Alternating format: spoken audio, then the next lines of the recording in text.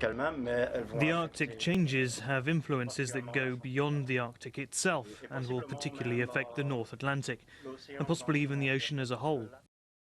It's a remote part of the planet where climate change is having an extreme impact. All week, we've been reporting how the climate in the Arctic is warming more rapidly than any other place on Earth. As the ice thins and melts, new areas are opening up on both land and sea. In some places, what were once brutally harsh weather conditions are now not as harsh. Gas and oil companies are moving in, pitting many indigenous communities against their neighborhoods. CCTV's Callebs reports from Point Hope, a community that's on the front line of climate change, all part of our series on thin ice.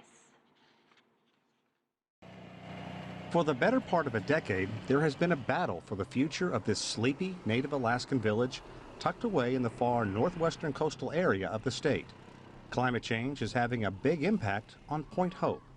Ice and snow are melting, making the region more attractive to countries and companies that want to come here and exploit natural resources.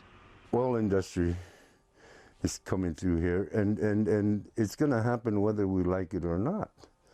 But we wanted to make sure that we had our foot in the door. Point Hope, Alaska.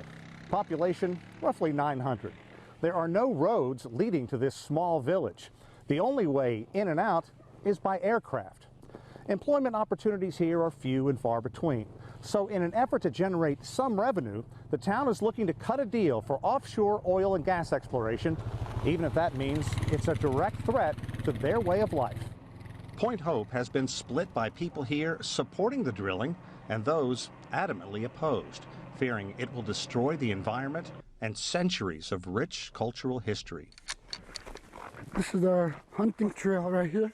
The community, and indeed all indigenous villages in Alaska and Canada, depend on subsistence hunting to survive. An Arctic oil spill, says critic Caroline Cannon, would be worse than devastating. The term genocide comes to my mind.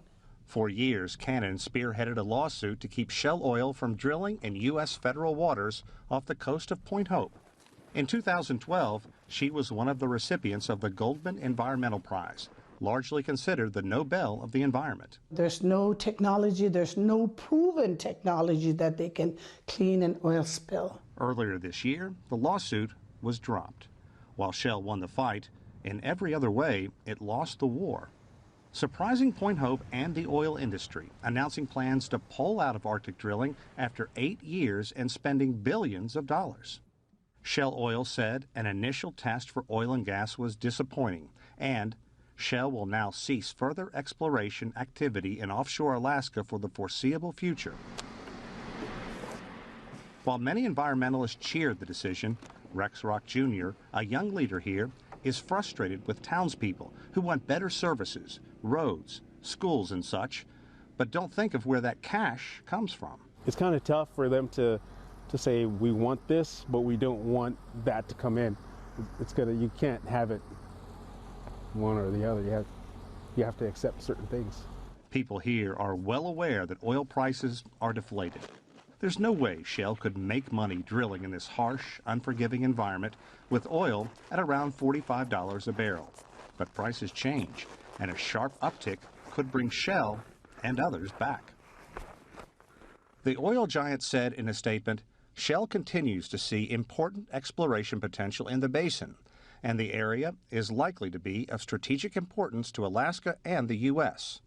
Shell's leases run through 2020. I doubt the government's going to give a refund for selling those leases, saying, oh, we made a mistake. Okay, sorry guys, we're going to give that back to you.